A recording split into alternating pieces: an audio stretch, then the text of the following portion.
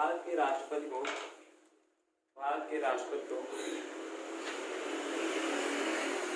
तीन प्रकार के वीटो शक्तियां प्रदान की गई हैं। भारत के राष्ट्रपति को 3 प्रकार की वीटो शक्तियां प्रदान की गई हैं।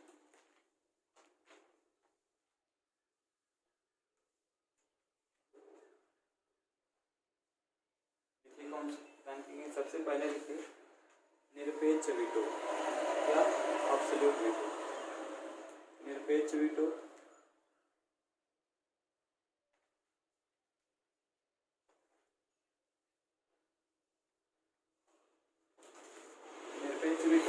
सस्पेंसिव वीटो मतलब कि निलंबनकारी वीटो।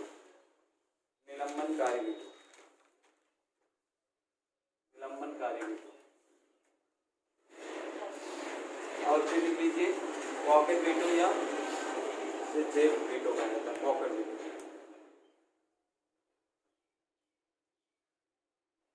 अब हमें बताओ हमारे संविधान में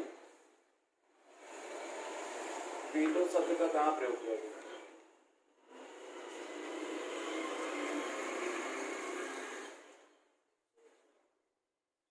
कहाँ किया गया बच्चे? देखिए हमारे संविधान में वीटो शब्द का प्रयोग कहीं पर नहीं किया गया। हमारे संविधान में वीटो शब्द नहीं है। हमारे संविधान में वीटो शब्द नहीं है तो आया कहाँ से? लेकिन इसका स्रोत अनुच्छेद 111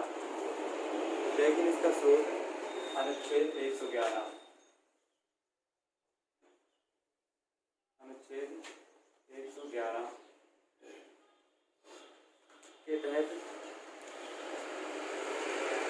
माना जाता है, यह किया गया है, संविधान में किया गया।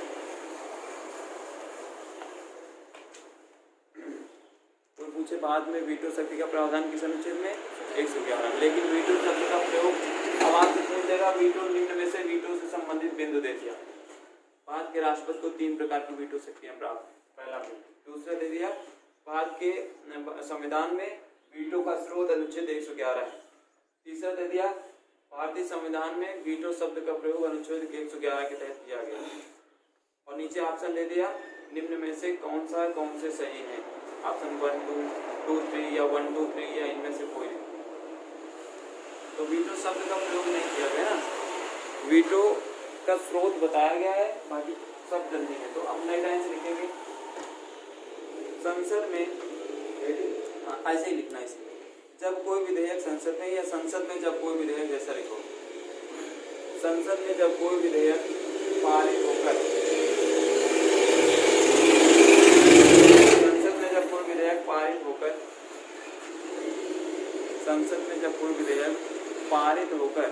राष्ट्रपति के पास जाता है, संसद में जब कोई विधेयक पारित होकर राष्ट्रपति के पास जाता है तो राष्ट्रपति उसे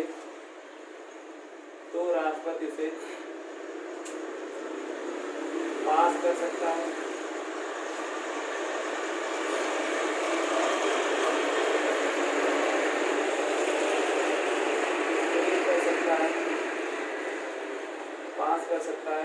स्थगित कर सकता है। और तीसरा लिखे पुनर्विचार के लिए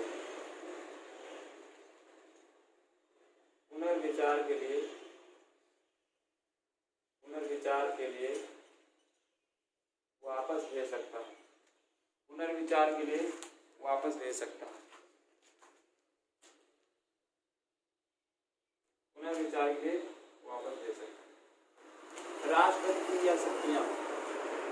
राष्ट्रपति की यह शक्तियां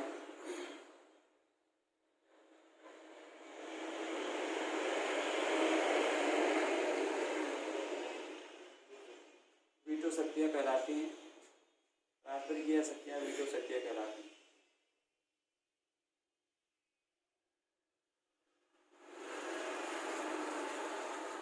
अब एक चीज मैंने बताई थी कि अगर राष्ट्रपति किसी चीज बिल को पुनर्विचार पुनर्विचार के लिए भेजता है और संसद उसको किस विधेयक से पारित करेगी, किस बहुमत से। मान लीजिए राष्ट्रपति के पास बिल पहुंचा,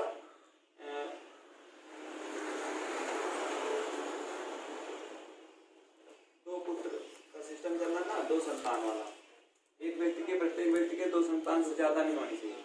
मान लो ऐसा बिल पहुंचता है और इसमें कुछ बिंदु है जो राष्ट्रपति नहीं समझ में और राष्ट्रपति ने पुनर्विचार के लिए वापस भेज दिया वीटो शक्ति के तहत, और भेज दिया जब वापस, तो दोबारा किस बहुमत से पास करके संसद को भेजना चाहिए कि राष्ट्रपति जो है फिर उसको बाध्यकारी हो जाता है मान लीजिए। कल मैंने उस दिन चीज बताई ना, देखिए संसद द्वारा, इसी में लिख लीजिएगा, संसद द्वारा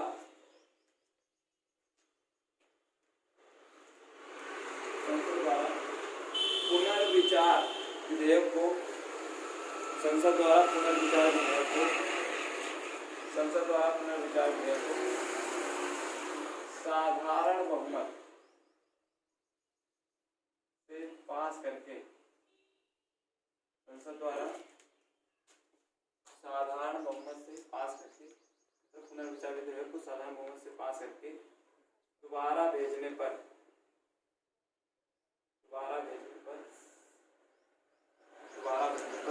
राष्ट्रपति पास करने के लिए, राष्ट्रपति से पास करने के लिए, दोबारा भेजने पर राष्ट्रपति से पास करने के लिए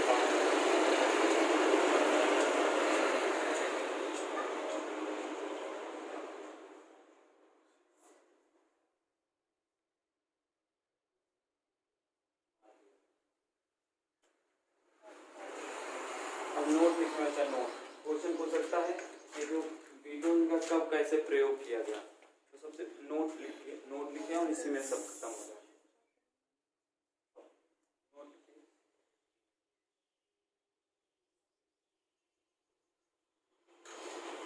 पहले लिखे जेबी वीटो का प्रयोग, नोट लिखे जेबी वीटो या पॉकेट वीटो का प्रयोग।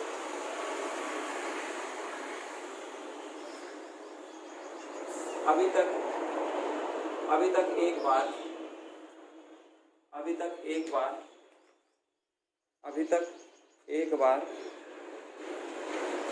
इस वीटो का प्रयोग, अभी तक एक बार इस वीटो का प्रयोग 1986 में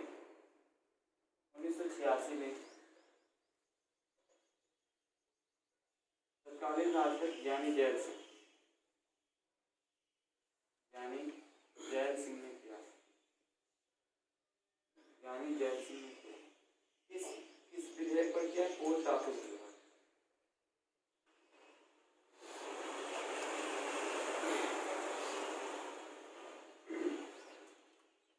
ब्रेकर में लिखेंगे 3 साल तक रोक के रखा, 3 वर्ष तक रोक कर रखा।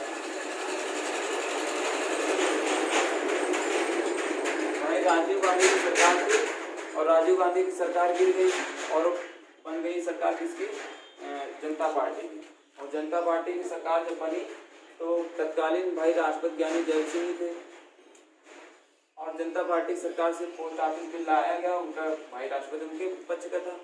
और जब तक 3 साल तक रोके, जब खत्म हो जाता है, अगली जब बनती लोकसभा तभी पास करवा पाए, नहीं फिर पास नहीं करवा पाए थे। और जब पूछे राजीव गांधी पूछे, अरे साहब उसका क्या जो भेजा था पहुँचा दिया, अरे रखा है, हम विचार करेंगे, उस पर विचार करेंगे, विचार ही करते रहे। अब देखिए एब्सोल्यूट वीटो या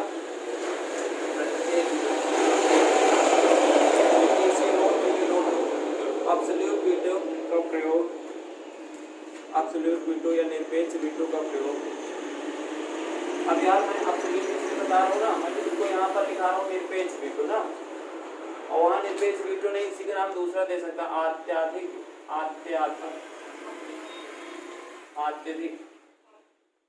अत्यधिक वीटो भी पूछ सकते। तो इसीलिए मैंने कहा था अंग्रेजी याद करना, क्योंकि अंग्रेजी नहीं बदलेंगे। वाटर मीन्स वाटर होता है, चाहे वो नागदान की नाली का वाटर हो, चाहे पीने का वाटर हो, चाहे गंगा जी का वाटर हो, चाहे यमुना जी को, वाटर मीन्स वाटर कहा जाए। लेकिन हम लोग कह सकते हैं गंगा जल, है ना, और पानी भी कह सकते हैं उसको, या फिर सीधा हम जल कह सकते हैं, नीर, कुछ भी कह सकते हैं। तो हमारी हिंदी ट्रांसलेशन कुछ भी हो सकता है, लेकिन अंग्रेजी वही रहेगी, इसलिए मैंने कहा था इसको याद करना। तो निरपेक्ष वीटो या अत्यधिक वीटो, इसका प्रयोग सर्वप्रथम डॉक्टर राजेंद्र प्रसाद ने,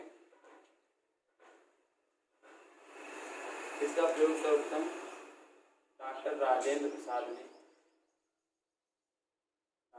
पहले राजेंद्र प्रसाद थे ना, डॉक्टर राजेंद्र प्रसाद ने 1954 में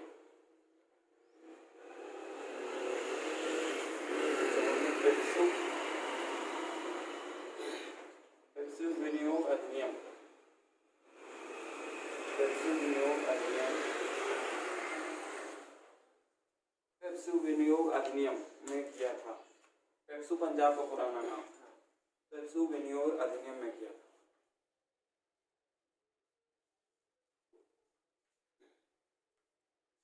अब तीसरा निकली सस्पेंसिव वीटो या निलंबनकारी, स्थगनकारी। सस्पेंसिव वीटो या निलंबनकारी वीटो,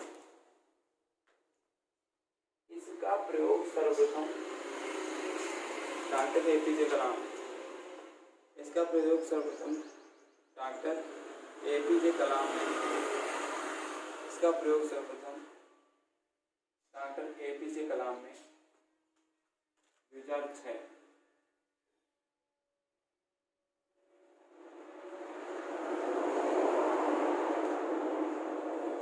एपीजे कलाम ने 2006 में किया, 2006 में किया।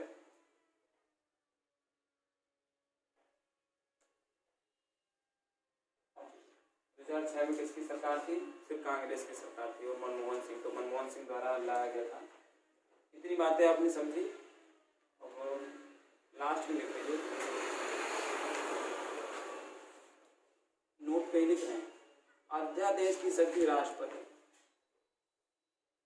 क्योंकि दोनों टॉपिक आप पढ़ चुके हो, ऊपर अध्यादेश पढ़ चुके अच्छे से और फिर आपने वीटो अच्छे से पढ़ लिया। तो अब इन के जो बिंदु हैं वो चीज में नोट में लिखवा दें।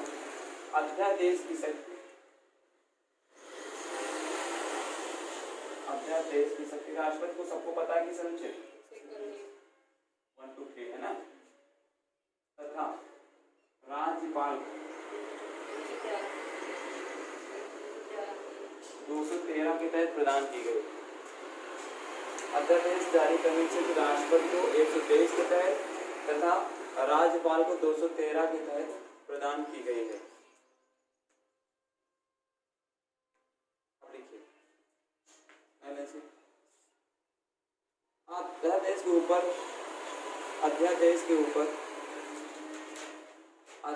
के ऊपर न्यायिक समीक्षा की जा सकती है। अगर क्वेश्चन आ जाए कि अध्यादेश के ऊपर राष्ट्रपति ने आदेश जारी कर दिया तो उसके ऊपर न्यायिक जांच हो सकती है? हाँ, कर दी हो सकती है। अध्यादेश के ऊपर न्यायिक समीक्षा की जा सकती है।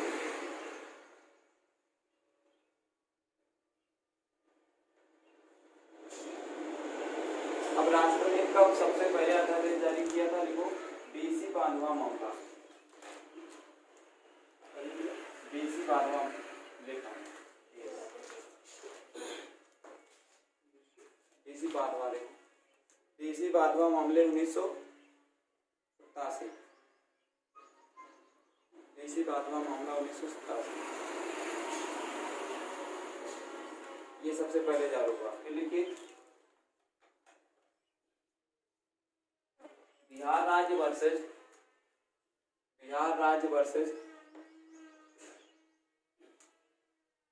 राज्यपाल ने जारी किया था दोबारा में, तो बिहार में सबसे दोबारा बिहार राज्य वर्सेस राज्यपाल 1967 से लेकर 81 तक, 1967 से लेकर 81 तक ये केस रहा।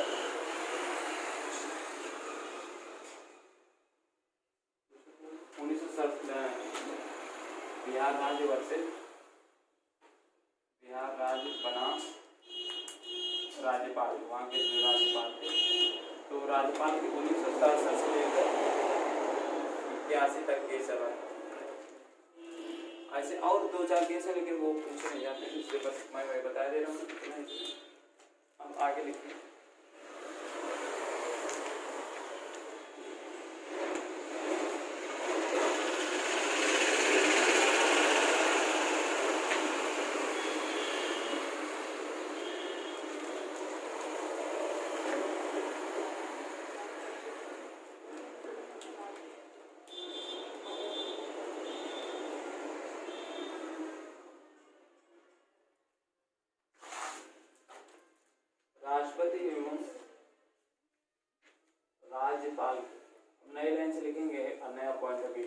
राष्ट्रपति एवं राज्यपाल की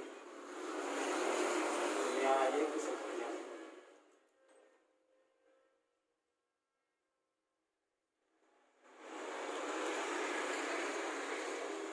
राष्ट्रपति एवं राज्यपाल की न्यायिक।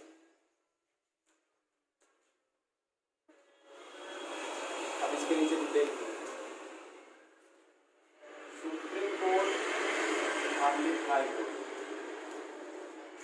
सुप्रीम कोर्ट हो चाहे हाई कोर्ट हो, ये सभी जजों की नियुक्ति सुप्रीम कोर्ट एवं हाई कोर्ट के सभी जजों की नियुक्ति राष्ट्रपति करता है। बहुत इंपॉर्टेंट चीजें क्या है, सुप्रीम कोर्ट एवं हाई कोर्ट सभी जजों की नियुक्ति राष्ट्रपति करता है, परंतु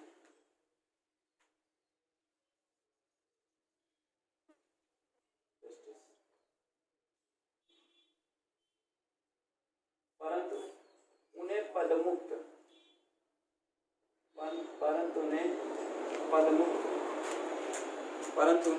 संसद के सलाह पर कुल मिला के मंत्रिपरिषद, दोनों तरफ से मंत्रिपरिषद या संसद के सलाह पर करता है।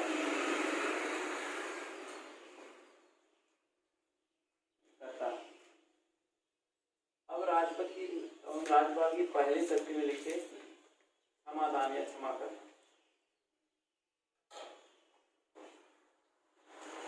किसी व्यक्ति को क्षमादान देना पहले शक्ति दी गई, न्यायिक शक्ति क्षमा करना। लिखिए,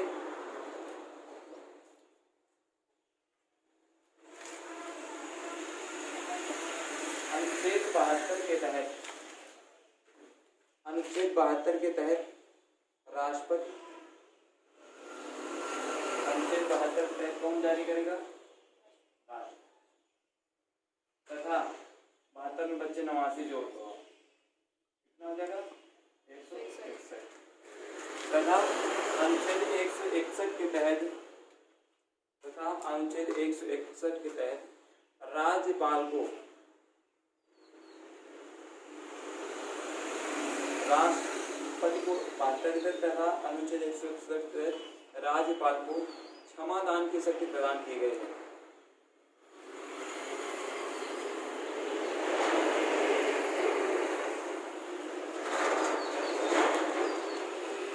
अब इसी में आगे लिखिए,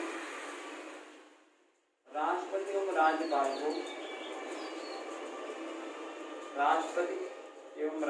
को सभी प्रकार की सजाओं को क्षमा करने का अधिकार होता है। राष्ट्रपति एवं राज्यपाल को सभी प्रकार की सजाओं को क्षमा करने का अधिकार होता है, परंतु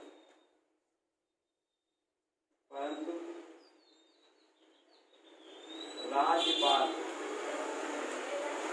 मृत्युदंड एवं कोर्ट मार्शल, अब जिसके घर में फौजी होगा उसको वहाँ कोर्ट मार्शल क्या होता है ना, वहाँ की सजा है। मृत्युदंड एवं कोर्ट मार्शल जैसी सजाओं को माफ करने का अधिकार नहीं होता। तो सजाएं ऐसी हैं जो राज्यपाल नहीं माफ कर सकता।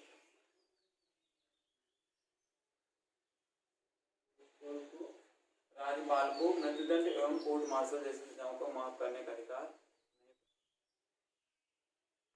अब अनुच्छेद 72 में ये तीनों तो जरा ऐसे लिख दीजिए, अनुच्छेद 72 और अनुच्छेद 72 के सजाओं को लिखो। सबसे पहले आपने लिखा क्षमादान, आप लिख क्षमा करना, ठीक है ना। फिर दूसरी शक्ति लिखिए राष्ट्रपति द्वारा लघुकरण, सजा का लघुकरण के बाद लिखिए परिहार।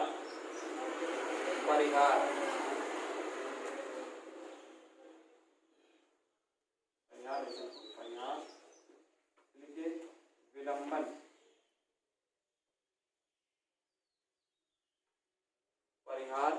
विलंबन, सस्पेंस जिसको समझ लीजिए ना। और लास्ट लिख लीजिए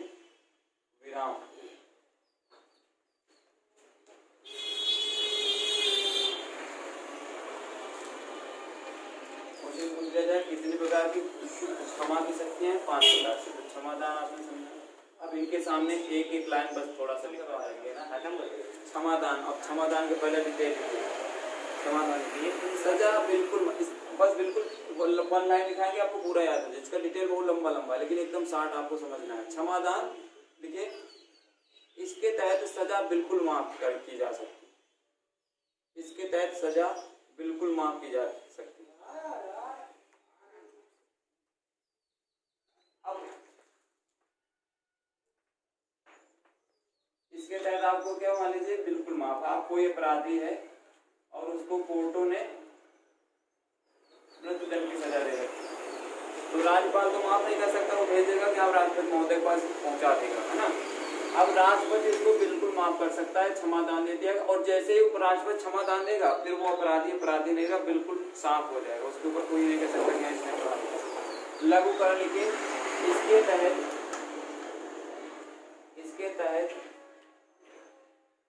मृत्युदंड की सजा को आजीवन कारावास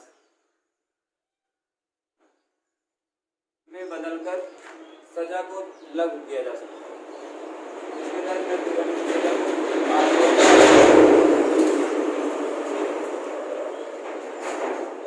अब देखिए गौर से बच्चा, यहाँ मृत्युदंड की फांसी लग गई और यहाँ छोटा होकर हुआ क्या, मतलब कैद हो गई। तो एक तरीके से देखा जाए प्रकृति बदल गई ना, कहाँ जान से जाना था, कहाँ जीवित रहना। अब परिहार लिखिए, इसके तहत मृत्युदंड की सजा आजीवन कारावास में बदलकर सजा को लघु या छोटा जैसा लिखना चाहो कम किया जा सकता है, सजा को कम कर सकता है। अब परिहार में लिखिए, सजा कम की जाती है परंतु परिहार में इसका वो कहेगा जब क्षमादान दिया वो बात अलग होती है। यहाँ के लोग सबको क्षमादान ही कहते हैं, नहीं वो कभी कब क्षमादान करेगा जब बिल्कुल माफ करना हो। लघुकरण करना तो परिहार में सजा कम की जाती है लेकिन प्रकृति नहीं बदलती। हाँ, प्रकृति नहीं बदलती है, सजा माफ की जाती है लेकिन प्रकृति नहीं बदलती। मतलब जैसे मान लीजिए कि आजीवन कारावास था बच्चे, है ना, और आजीवन कारावास को उसने अच्छा कह दिया, चलो तुम बहुत कह रहे हो तो तुमको 20 साल या 15 साल की उम्र कैद दे देते हैं ना, तो 20 साल उम्र कैद, 20-15 साल उम्र कैद, तो प्रकृति नहीं बदली, जेल थे जेल ही। और यहाँ फांसी होनी थी, फांसी से देखो कैद हो गए, बदल गई प्रकृति। 10 साल तक बोले 5 साल तक अभी सब कुछ बताएंगे, छोड़ेंगे कुछ भी नहीं। हम तो वो पढ़ा रहे हैं आपको, मैंने बताया ना, आप अगर सिविल तक का पेपर देंगे तब भी समस्या नहीं आना। तो अब लिखे, उसके बाद विराम लिखे, पहले विराम लिखे। इसके तहत विशेष परिस्थितियों में सजा को कम करना, विशेष परिस्थितियों में सजा को कम करना, विराम लगा दिया जाए।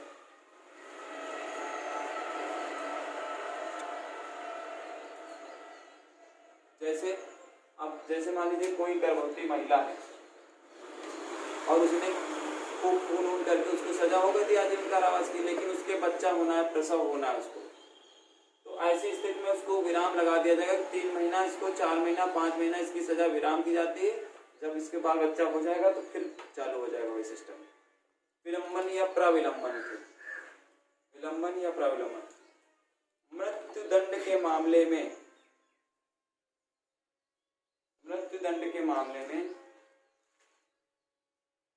राष्ट्रपति द्वारा कुछ समय के लिए रोक लगा। मृत्युदंड के मामले में राष्ट्रपति द्वारा, जैसे निर्भया कांड हुआ था याद है, और निर्भया कांड के जो दोषी थे वो लगातार कोई न कोई रिट जारी करके अपनी बढ़ा रहे थे, तो वो विलंबन किया जा रहा था। तो विलंबन द्वारा राष्ट्रपति क्या करता है, किसी भी सजा की या मृत्युदंड की सजा को कुछ समय के लिए रोकेगा, फिर उसकी सुनवाई होगी, फिर आगे बढ़ेगा, ऐसे होता है ना।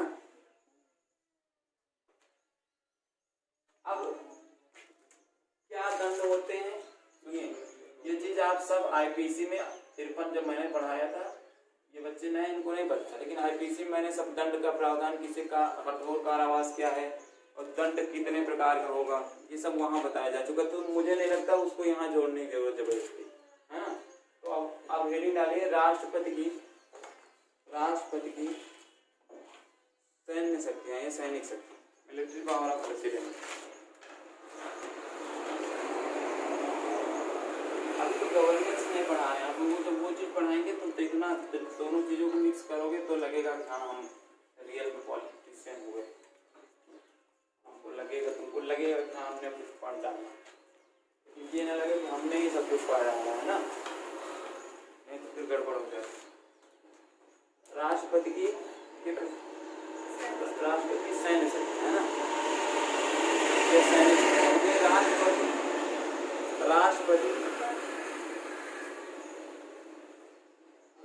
राष्ट्रपति में रक्षा की समस्त शक्तियां निहित होती हैं। राष्ट्रपति में रक्षा की समस्त शक्तियां निहित होती हैं। राष्ट्रपति में रक्षा की समस्त शक्तियां निहित होती हैं। पहला बात लिखिए। दूसरा पॉइंट, राष्ट्रपति तीनों सेनाओं का सर्वोच्च कमांडर होता है। राष्ट्रपति तीनों सेनाओं का सर्वोच्च कमांडर होता है। राष्ट्रपति तीनों सेनाओं का सर्वोच्च कमांडर होता है। लिख लीजिए। किसी देश के साथ युद्ध की घोषणा, किसी देश के साथ युद्ध की घोषणा राष्ट्रपति द्वारा ही की जाती है। किसी देश के साथ युद्ध की घोषणा राष्ट्रपति द्वारा ही की जाती है।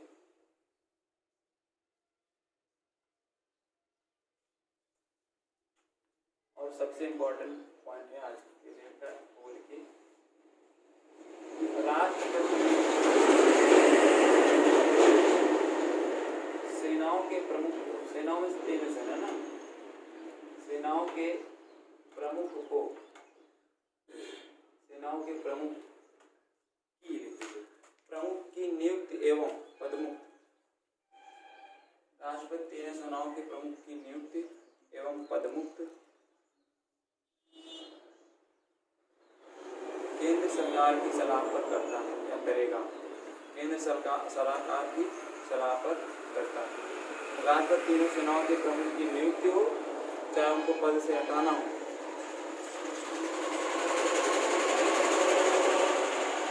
तीनों प्रकार की सेनाओं की नियुक्ति एवं पद से हटाने का काम कौन करेगा? राष्ट्रपति। लेकिन किसकी सलाह पर? केंद्र सरकार की। या मतलब अनुच्छेद वही आ रही है फिर से 74, इसलिए मैंने अनुच्छेद 74 शुरू में पढ़ाया। अनुच्छेद 74 क्लास में क्या कहता है कि राष्ट्रपति की सलाह के लिए एक मंत्रिपरिषद होगा। फिर संविधान संशोधन हुआ है वहाँ, फिर कहा गया कि राष्ट्रपति मंत्रिपरिषद की सलाह बाद कार्य होगा। फिर संशोधन किया गया 46वां, और फिर कहा गया 44वां संविधान में, फिर कहा गया कि नहीं, राष्ट्रपति बाध्यकारी होगा ठीक, लेकिन वो विचार विमर्श के लिए वापस भेज सकता है, और दोबारा लेकिन वापस आता तो फिर मानना पड़ेगा। अब लिखिए राष्ट्रपति की आपातकालीन शक्ति। राष्ट्रपति आपातकालीन शक्तियां या emergency power of president. Emergency power of president.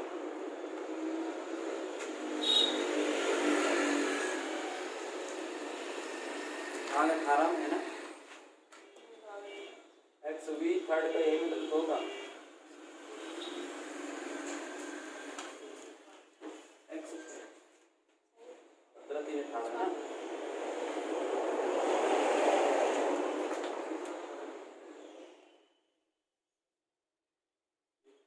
संविधान के भाग 18 के तहत, संविधान के भाग 18 या 120 के तहत राष्ट्रपति को 3 प्रकार की आपातकालीन शक्तियां, 3 प्रकार की आपातकालीन शक्तियां प्रदान की।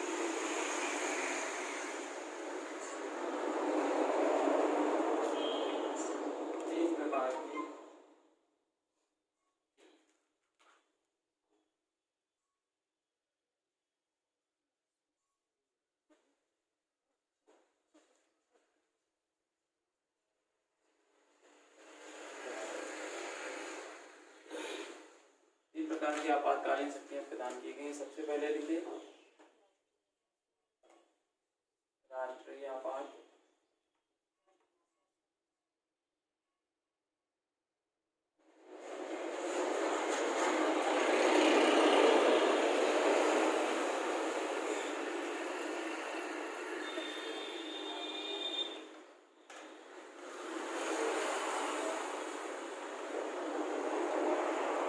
राष्ट्रीय आपातकाल, राज्य आपातकाल,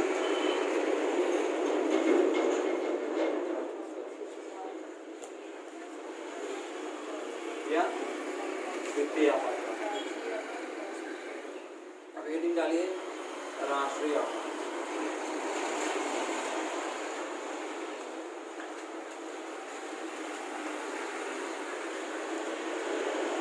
किसी भी देश के साथ युद्ध, राष्ट्रीय आपात में लिखिए।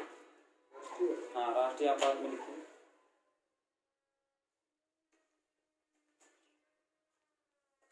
किसी भी देश के साथ युद्ध, बाह्य आक्रमण, युद्ध चल रहा हो या बाह्य आक्रमण हो या सशस्त्र विद्रोह, सशस्त्र विद्रोह ब्रैकेट में लिखिए, इसे आंतरिक विद्रोह भी कहा जाता है, देश के अंदर ही होता है। सशस्त्र विद्रोह ब्रैकेट में आंतरिक विद्रोह, सशस्त्र विद्रोह आंतरिक विद्रोह के तहत राष्ट्रपति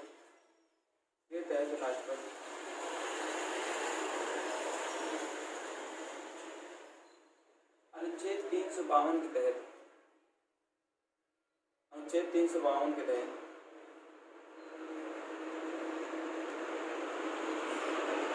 राष्ट्रीय आपात की घोषणा करता है।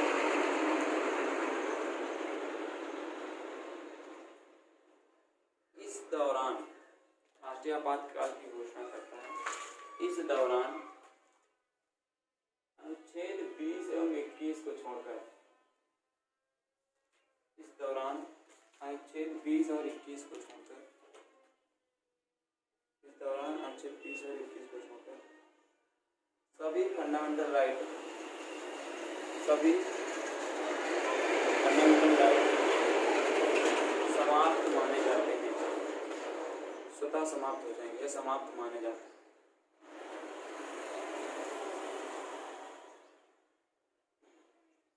परंतु सशस्त्र विद्रोह के दौरान, सशस्त्र विद्रोह के दौरान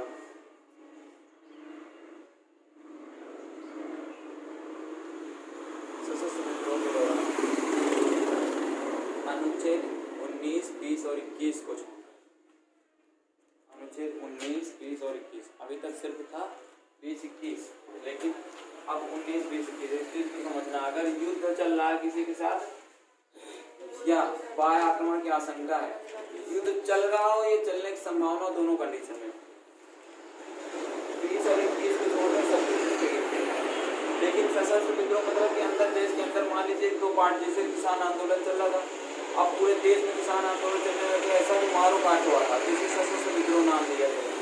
तब अनुच्छेद 19, 20, 21 मतलब आपको बोलने की स्वतंत्रता रहेगी, बंदी प्रत्यक्षीकरण जो व्यवस्था रहेगी उसकी व्यवस्था रहेगी। 3 प्रकार की व्यवस्था मैंने बताई, किसी व्यक्ति को गिरफ्तारी के पहले 3 प्रकार की व्यवस्थाएं जो दी गई, और 21 में सब कुछ आप जानते हैं ना, 3 प्रकार की स्वतंत्रताएं, इनको छोड़कर सब कुछ स्थगित हो जाएगा। अब इसी में डिटेल लिखिए थोड़ा सा।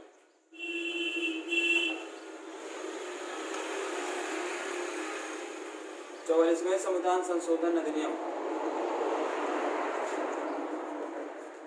44वें संविधान संशोधन अधिनियम 1978 के तहत, 1978 के तहत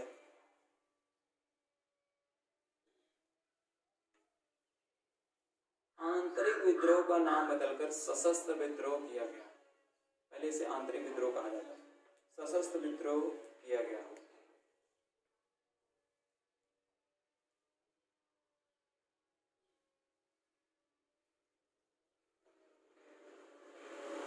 इस दौरान अनुच्छेद 359 के तहत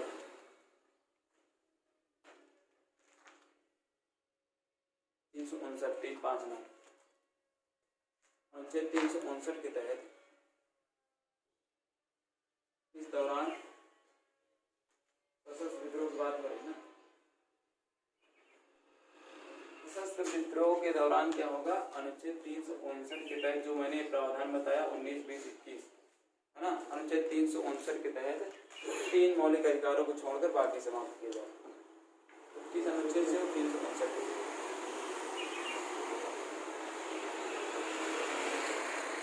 अब नई लाइन से लिखिए,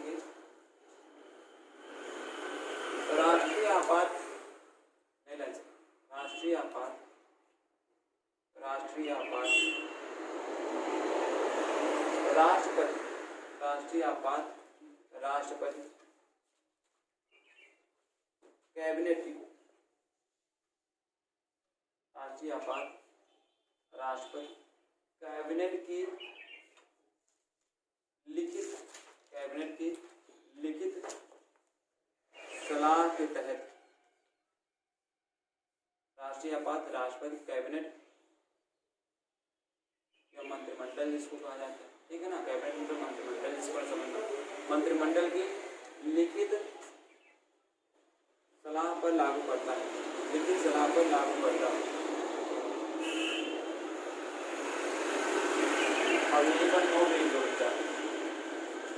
यहीं पर नोट लिख लीजिए, अगर क्वेश्चन पूछ जाता है भारतीय संविधान में कैबिनेट शब्द का प्रयोग कहाँ किया गया, तो पहली बार एक बार सिर्फ इसी 352 लिख लीजिए, कैबिनेट शब्द का प्रयोग सिर्फ एक बार यही किया गया 352। कैबिनेट शब्द का प्रयोग पहली बार या एक बार यहीं पर 352 में किया गया।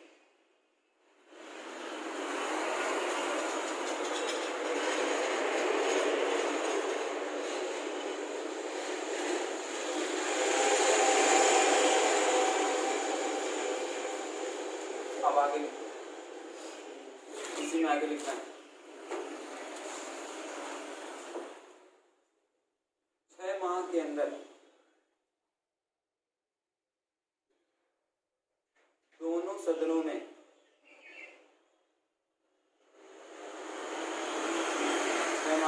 दोनों सदनों में पास करके, दोनों सदनों में पास करके इसे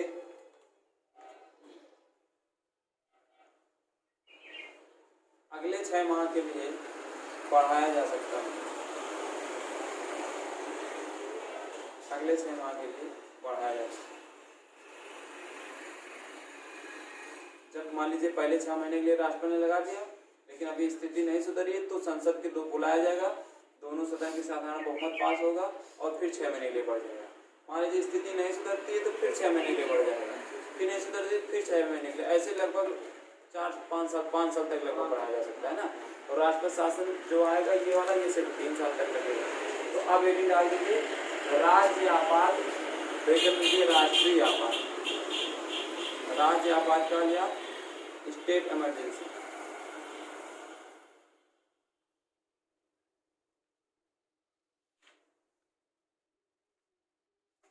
किसी भी राज्य में राष्ट्रीय आपात इसे कहा जाता है, सॉरी ये राष्ट्रीय आपात हो गई, ये राज्य आपात या राष्ट्रपति शासन, इसको राष्ट्रपति शासन।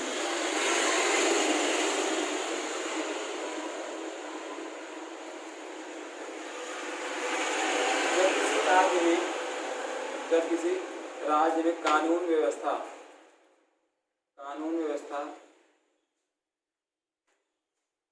तथा संवैधानिक तंत्र, जब किसी राज्य में कानून व्यवस्था तथा संवैधानिक तंत्र पूरी तरह बिगड़ जाता है, तो पूरी तरह बिगड़ जाता है, जब किसी राज्य में संवैधानिक तंत्र तथा कानून व्यवस्था पूरी तरह बिगड़ जाता है तो बदल देता है। राज्यपाल की सलाह पर, राज्यपाल की सलाह पर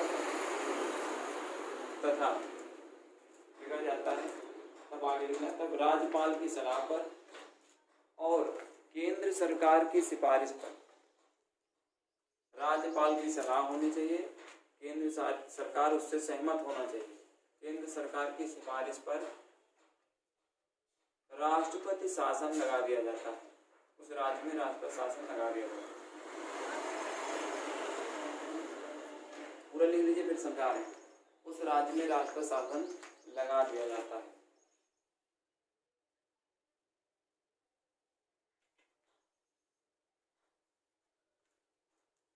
राजपथ शासन लगा दिया जाता है 2 माह भीतर। राजपथ शासन लगने के 2 माह भीतर के अंदर, राजपथ शासन लगने के 2 माह के अंदर, 2 माह के अंदर पार्लियामेंट में, संसद है ना, संसद में सिंपल मेजोरिटी या साधारण बहुमत से, संसद में सिंपल मेजोरिटी या साधारण बहुमत से पास करके, साधारण बहुमत से पास करके इसे अधिकतम 3 वर्ष तक बढ़ाया जा सकता है।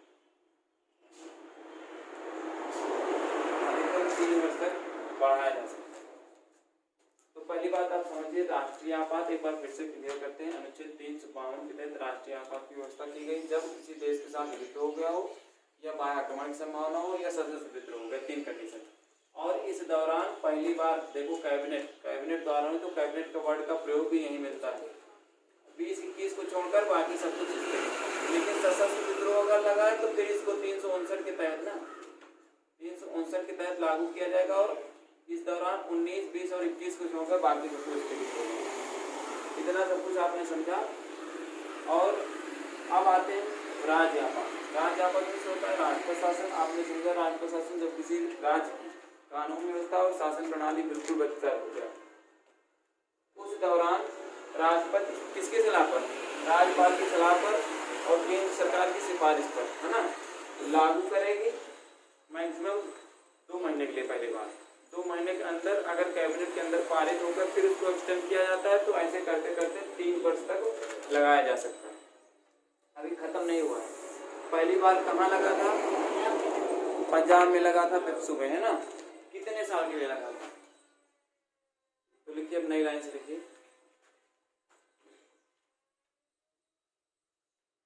राष्ट्रपति शासन पहली बार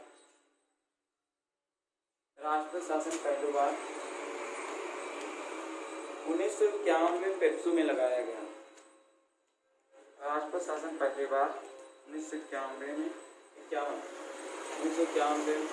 में पेप्सू, ब्रैकेट में लिखे वर्तमान पंजाब में लगाया गया।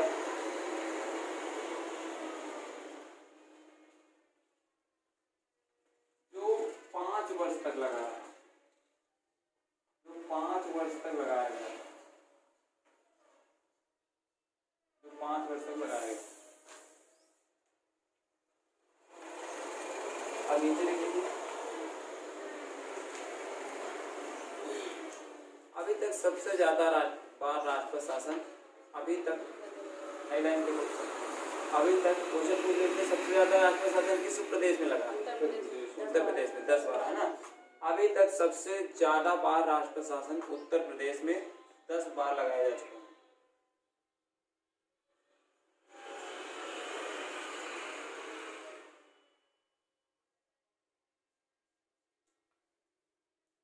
नोट लिख लीजिए तो काम खत्म हो जाएगा। नोट लिखिए, राष्ट्रपति शासन के दौरान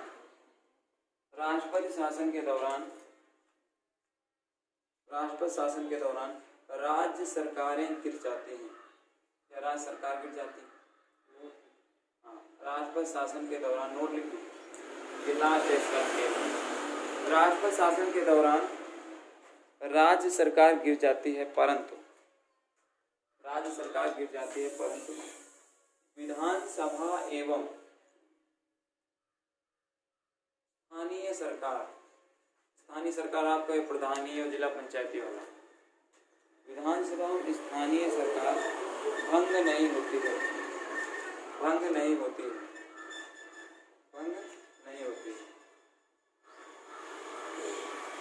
इस दौरान बजट एवं कानून व्यवस्था।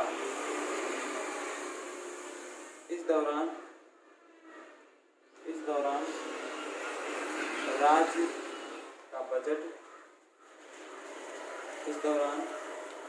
राज्य का बजट एवं कानून व्यवस्था संसद द्वारा चलाया जाता है।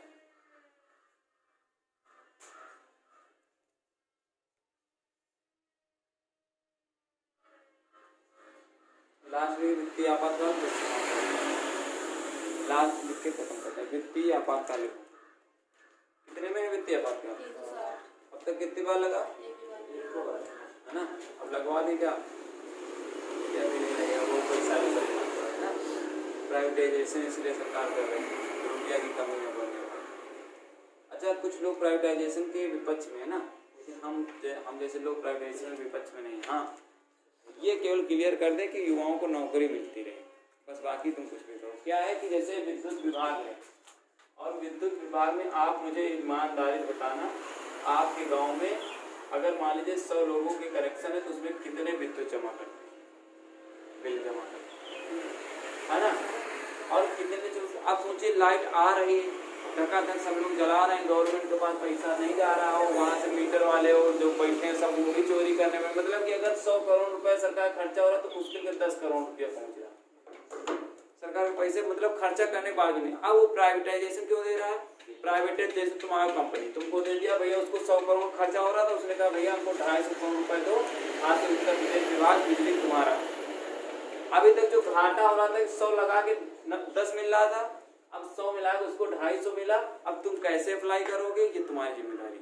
इसीलिए प्राइवेट, अब जैसे ये है उत्तर प्रदेश यूपीएसआरटीसी चलती है, Uttar Pradesh state road transport corporation, अब ये हमेशा बेचारी घाटे में चलती है।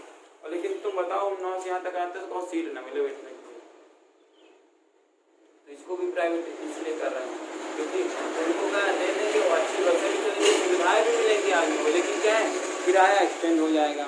जो 55-56 रुपये किराया होगा, 60 रुपये, वो सब आपको 70-80 किराया पड़ेगा, सुविधाएं बढ़ेंगी सब। लेकिन सरकार इसीलिए प्राइवेटाइजेशन, लेकिन ये चीज़ क्लियर कर दें कि जो इन पर कर्मी लगेंगे है ना, उनका भी कुछ प्रावधान जैसे चल रहा है यही करें। प्राइवेट करने को तो प्राइवेट आदमी अपने हिसाब से रखेगा, जो तुम 30,000 रुपये दे रहे हो वो 10,000 में 3 रखेगा, 3 बस में चलवाएगा, यही चीज़। लेकिन कहीं देखा जाए कहीं ना कहीं वो भी चीज़ ठीक है।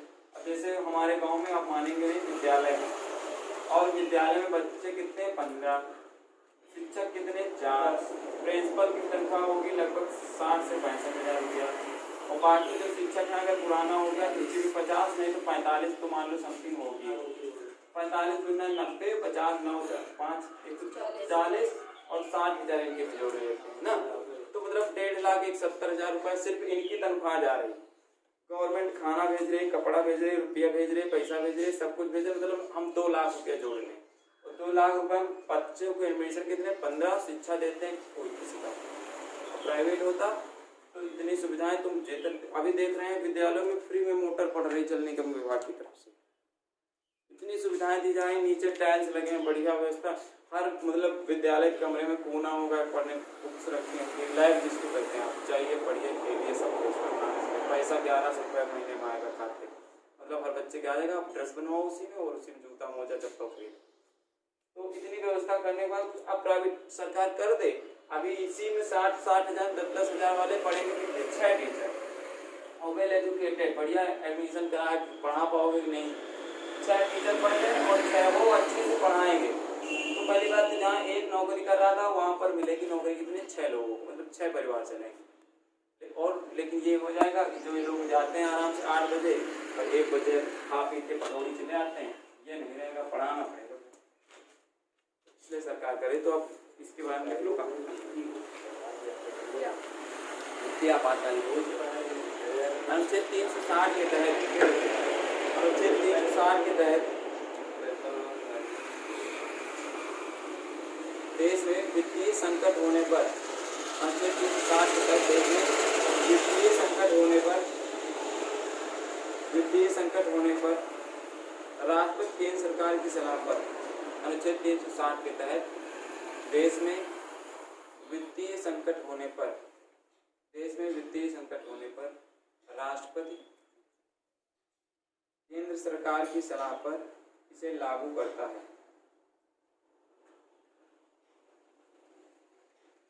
लागू करता है, केंद्र सरकार की सलाह पर लागू करता है, लेकिन इसे 2 माह के अंदर, लेकिन इसे 2 माह के अंदर दोनों सदनों में, लेकिन इसे 2 माह के अंदर दोनों सदनों में पास होना चाहिए।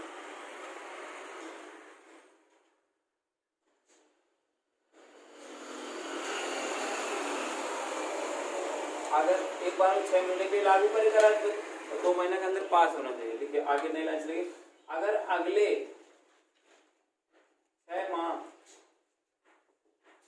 अगले 6 माह के लिए बढ़ाना है, अगर अगले 6 माह के लिए बढ़ाना है, अगर अगले 6 माह के लिए बढ़ाना है तो पुनः संसद में अगर अगले 6 माह के लिए बढ़ाना है तो पुनः संसद में इसे पास करना पड़ेगा, पुनः संसद में इसे पास करना पड़ेगा। अब आप पूछो भैया वो तो बता दिए, तुम 5 साल ही बता दिए, 3 साल, ये कितने साल के लिए रहेगा? तो पुनः संसद में ये लिखे, या अनिश्चित काल तक बढ़ाया जा सकता है, जब तक केंद्र सरकार का है, या अनिश्चित काल तक बढ़ाया जा सकता है।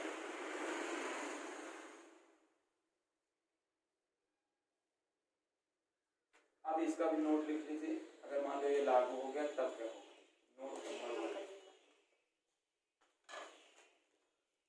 इस दौरान फंडामेंटल राइट समाप्त नहीं होंगे। पहली बात, इस दौरान फंडामेंटल राइट समाप्त नहीं होंगे, इस दौरान फंडामेंटल राइट समाप्त नहीं होंगे। ठीक, दूसरी बात लिखिए, इस दौरान केंद्रीय कर्मचारियों के वेतन में कटौती की जा सकती है।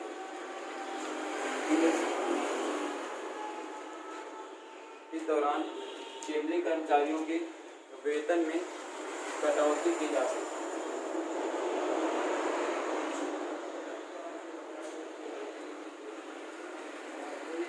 केंद्र सरकार तथा राज्य सरकार के वित्त मामले में, केंद्र सरकार राज्य सरकार के वित्त मामले में नियंत्रण कर सकती है, नियंत्रण कर सकती है। सिर्फ विधायक शक्तियाँ बचती है ना, वो अगले दिन।